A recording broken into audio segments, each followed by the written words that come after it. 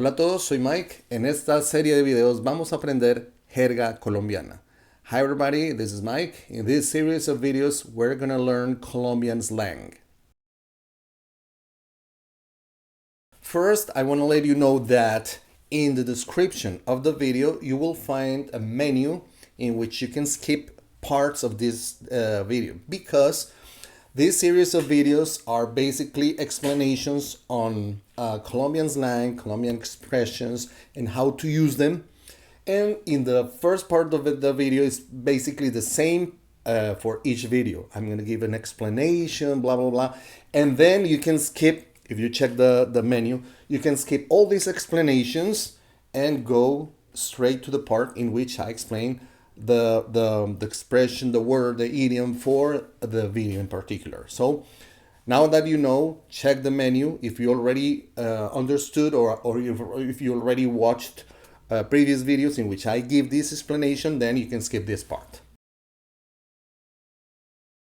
When it comes to Spanish, we can think about two big differences: the Spanish from Spain and the Spanish from Latin America. It's pretty much like thinking about differences between British and American English. It's basically the same. Pronunciation, some words, some idioms, but that's it.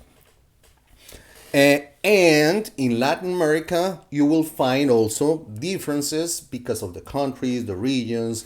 Let's say there are expressions or idioms that are used in Mexico that might sound different in Colombia, or words that may mean something in Colombia and perhaps in Argentina are different. So that's basically the thing. But overall, the Spanish in Latin America, it's pretty much the same. And maybe you have noticed this when you go in let's say in the platforms Netflix, Amazon's, and HBO, and so if you want to choose the language, the spoken language, it says Spanish and Latin American Spanish, which is basically the same. And usually those are translations made, I think, both in Argentina and Mexico. That's it. So I'm from Colombia. I live in Colombia, and the things that I'm going to teach you are basically words, idioms, expressions, slang that is used here in Colombia. You might hear those words, idioms, slangs, and stuff in different countries. I'm not going to say all of them are exclusive for Colombia, but it's for sure that if you come here to Colombia, you're going to listen those words, expressions, and this is going to help you in order to understand what you're listening to, what you're hearing, and also if you want to sound more natural, you can also start learning how to use those. As a piece of advice, if you're planning on going and moving to a country in which Spanish is spoken, the idea is for you to make sure the Spanish that you're going to learn is basically adapted to the place you're living. So let's say if you're learning Spanish from Spain and you want to go and move to Mexico, well, it's gonna help. But then you're going to go again and start learning some things about maybe pronunciation. Pronunciation might make a difference, but also the words and stuff. So if you're planning on moving to Europe, focus on Spanish from Spain. If you're planning on moving to Latin America, any country in Latin America, then go for Latin American Spanish. And once again, in this video, in this series of videos, I'm going to teach you how to talk, how to understand Colombian Spanish. So I think that's going to be it for the explanation. So let's start with today's word, sentence, phrases, idioms, slang. The word cachucha. Cachucha. Cachucha is a word that we use to make reference to a cap. Think like this. A cap. This exact the shape, the same shape. That thing, that's a cap. That's a cachucha. In Colombia, in several places, regions. Here in Colombia, we call cachucha to the cap. That's a word. So let's say, esta es una cachucha negra. This is a black cap. Me gusta la cachucha que tú tienes. I like the cap you're wearing. So a cap, cachucha. It's a basic word. Be careful because as far as I understand, in different places in South America and Latin America, it may change the meaning of the word cachucha, but usually it's gorra, cap, gorra, cachucha. This is a gorra. It's different than gorro and sombrero. Hat, it's a different thing. A hat has a full 360 brim. I think the name is brim. Yep, a 360-degree brim. That's a hat. And this is a cap, gorra, cachucha. So let's talk a little bit with David about the word cachucha.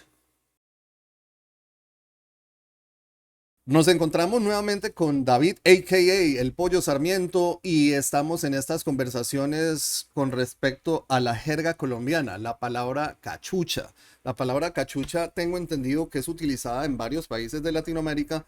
Tengo entendido que hay diferencias en los significados que tiene esta palabra, pero aquí en Colombia el significado principal de la palabra cachucha.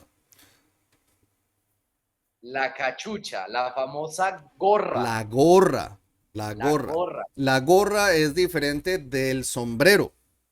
sí, ¿Cómo harías exacto. la diferencia entre gorra y sombrero? ¿Cómo le explicarías a alguien? Esto es una gorra y el otro es un sombrero. ¿En Yo, qué radica la diferencia? yo creería que por la forma, ¿no? Por la Ujú. forma. El sombrero tiende a ser más grande y a cubrir toda la cabeza. Exacto. El ala del sombrero cubre los 360 grados de la circunferencia, mientras que la gorra o la cachucha tiene solamente lo que nosotros llamamos la visera, es decir, en la parte que da sombra La parte que en cubre el en la rostro parte de más que enfrente. todo. Esa palabra cachucha, eh, ¿crees que sea muy de esta región o en cualquier parte de Colombia donde llegue uno piensas que se entiende cachucha como gorra?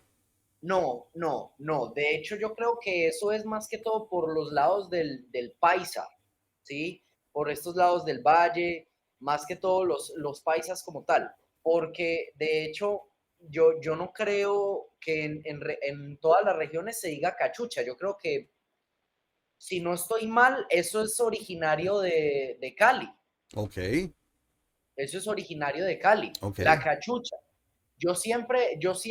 O sea, yo he escuchado ese término y entiendo que es, pero normalmente siempre yo digo gorra.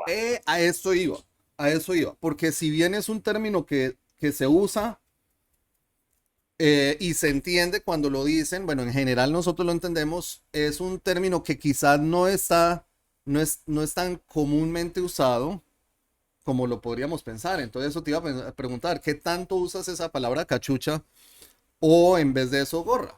Pero pues ya me lo acabas de No, no, decir. la verdad yo me atrevo a decir que nunca la utilizo. Ok, Sé qué rara significa, vez, si te lo dicen, sí, lo sí. entiendes. De pronto, mi papá sí la usa mucho. Ok. Mi papá Entonces sí la, tiene un uso de acuerdo con un uso generacional, de acuerdo con exacto. las generaciones.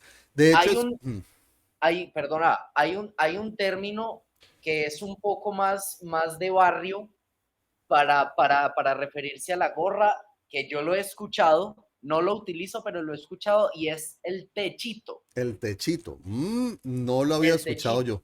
Por la forma de la Claro, visera y todo el esto, dices que techito. ve, estaba acá no este techito. Y es, Entonces es y es como referirse interesante, a la... claro, porque es que el idioma se desarrolla, evoluciona o a veces involuciona y cada generación va marcando diferencias con respecto al uso.